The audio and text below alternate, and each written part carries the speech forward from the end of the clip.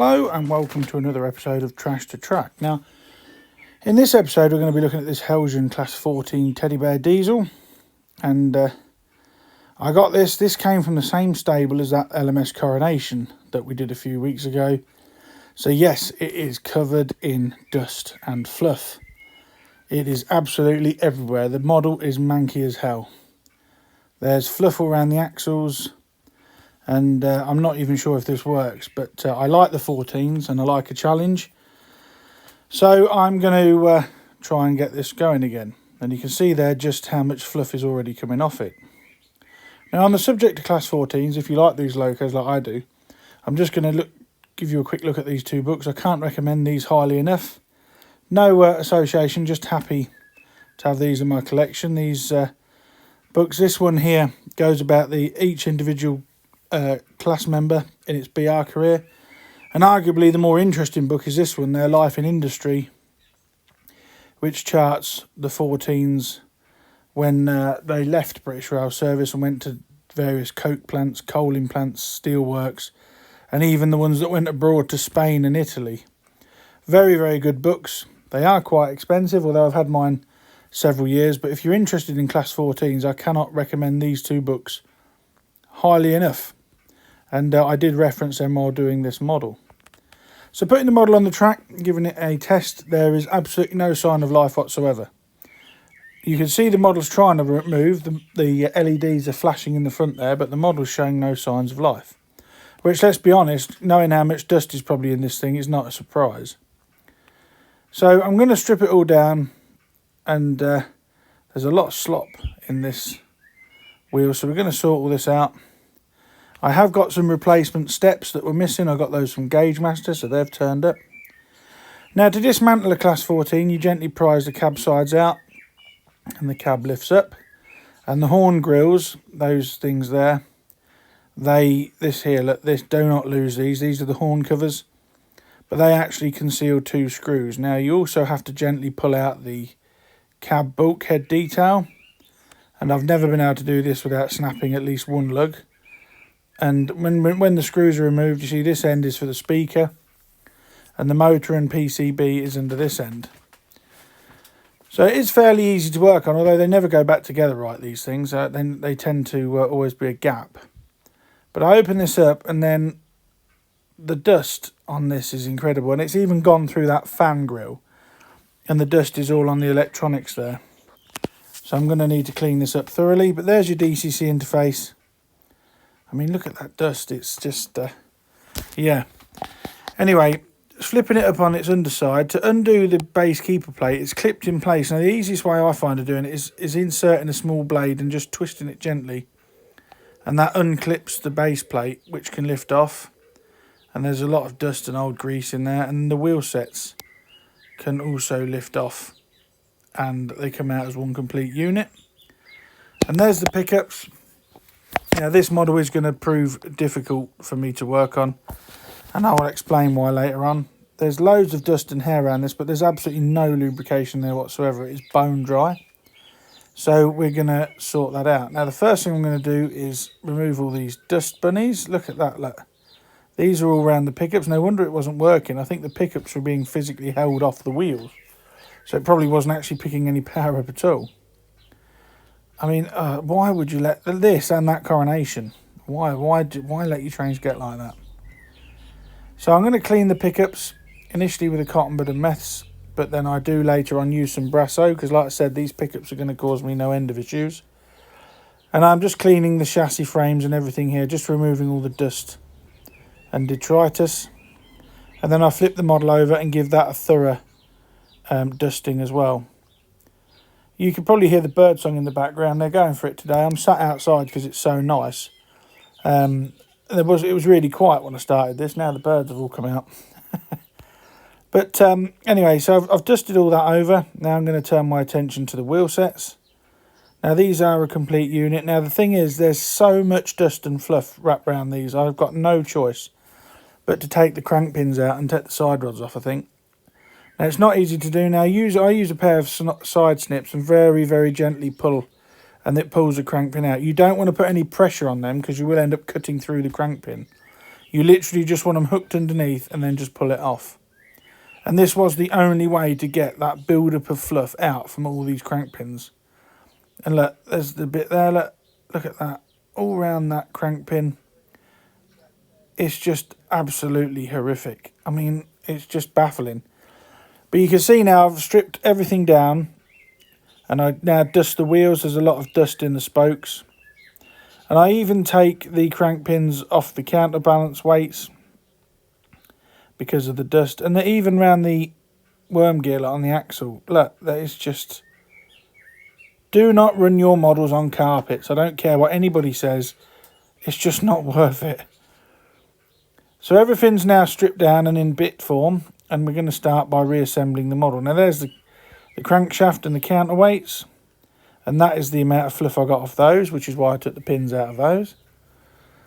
And I'm going to start by refitting the wheels, and then I'll put the crank pins back on when the wheels are all in the chassis. Now, to aid in the reconstruction of this, I'm quite lucky because I bought this green 14 because James wanted one. James has always wanted a green 14 for the garden because we live quite close to the Nene Valley Railway and they're a staple down there. And I've also got a blue one. So he wanted it to go with the blue one. So I got the blue one out and serviced it at the same time I did this. Now what you can see me doing there is just putting some lubrication on the drive gear and the drivetrain. And now with a cotton bud with warm soapy water, I'm just cleaning all the dust from the top of the battery boxes, etc. So yeah, having the blue one here was a good aid to help me reassemble the wheels, etc. on this one. So I'm just using a pin here, and what I'm doing is I'm pushing out the remnants of the old footsteps from the fixing holes.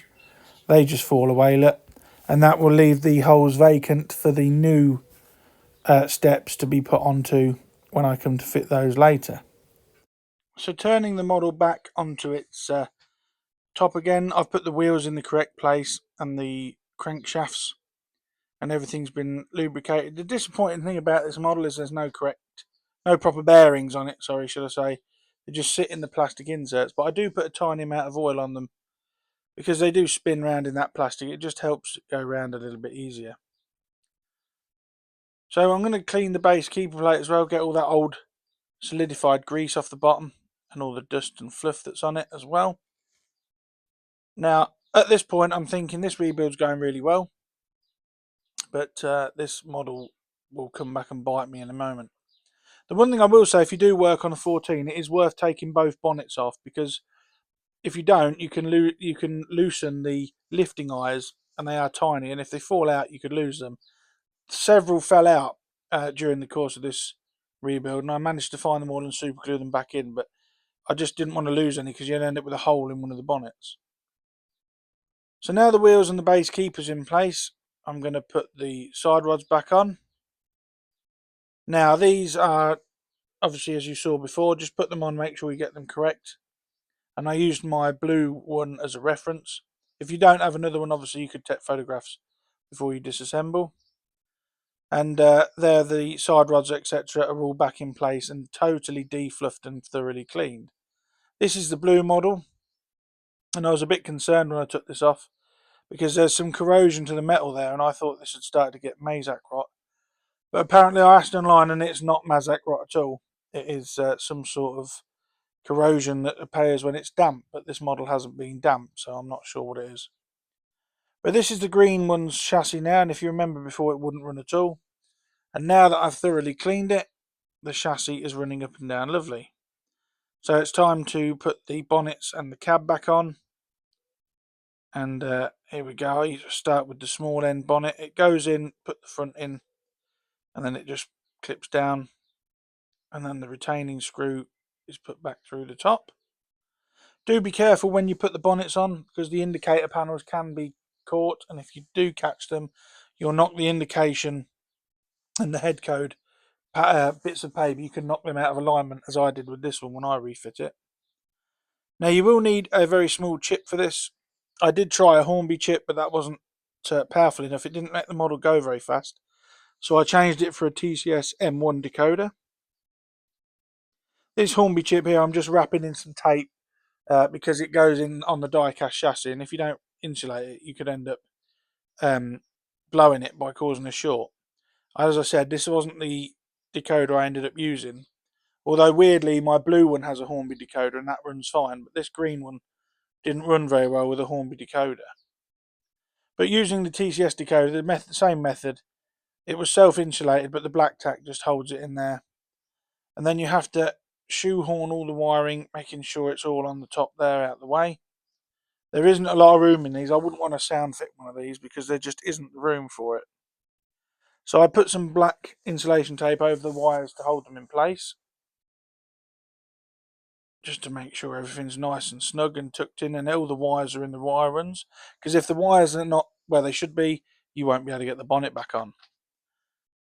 That's the long end bonnet back in. Everything is as it should be. And now the cab bulkheads can go back on. Do not glue these on if you can help it, because I had to take them off again.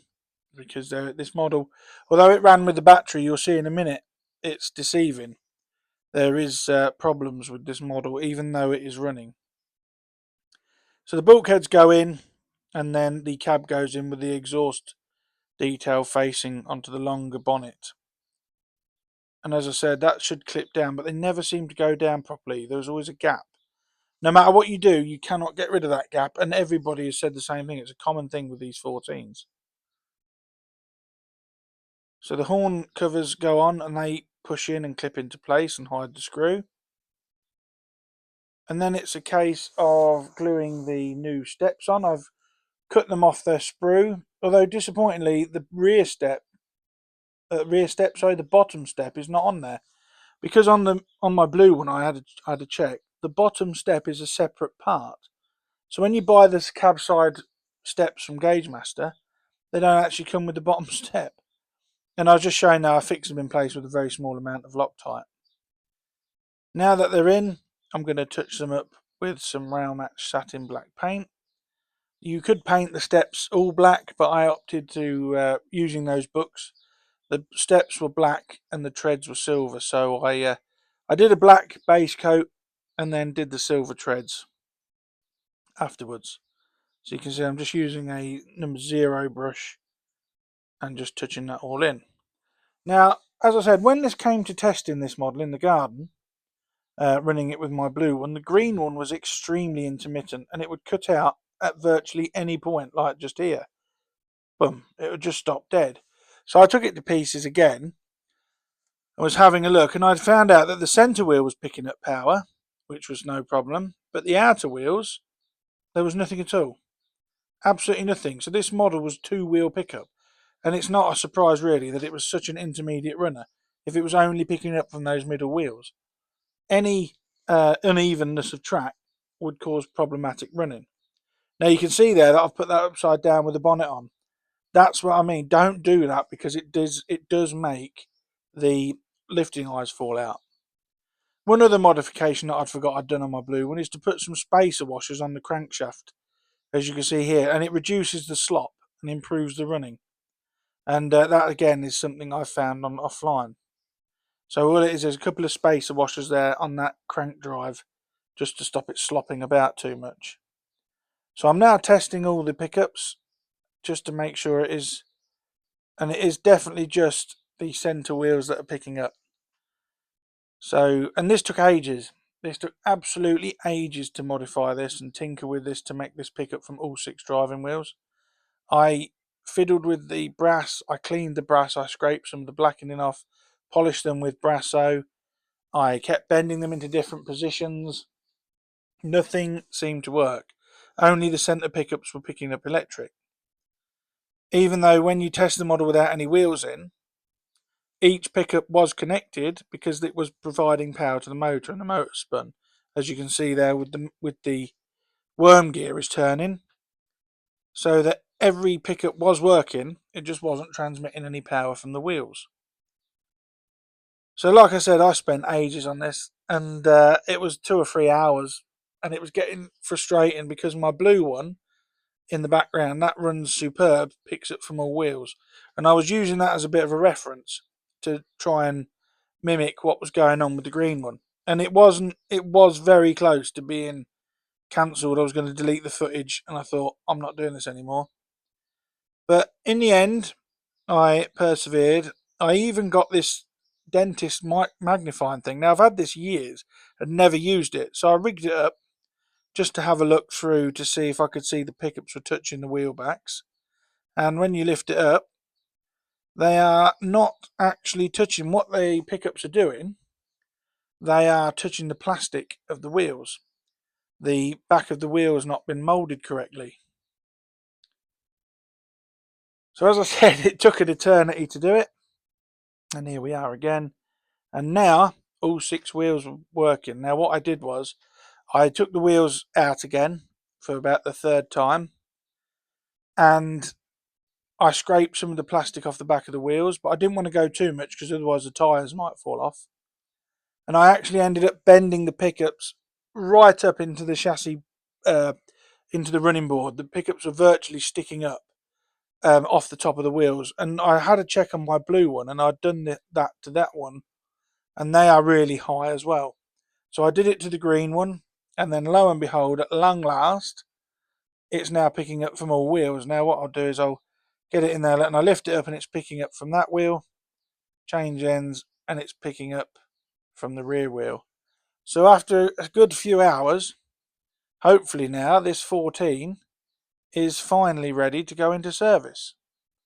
And those replacement steps have all been painted up and look nice. Running faults aside and the adjustments you have to do, these models from Heljan are really nice. I do like the 14s. Having grown up at the Nene Valley, they were a staple of my local preserved line. And indeed the blue one is still there, which is why I've got a model of it. But there's just something about these big diesels with their chevron ends and their two-tone green paintwork, and I really do like them. So now I've got this defluffed, decarpeted and thoroughly rebuilt 14 in service in the garden. If you've got anything you'd like to see featured in a future episode of Trash to Track, please email me at dansmodelrailways@gmail.com. Have a look again, it's sent over, and who knows, it may even be in an episode all of its own. Thank you so much for watching this episode. I hope you found it enjoyable. Like I said, I do recommend those books. They are very good books to read if you're interested in these locos. And I'll leave you now with some shots of the green one, 9521, and the blue 14029 running around in the garden. So until next time, thanks for watching. Bye for now.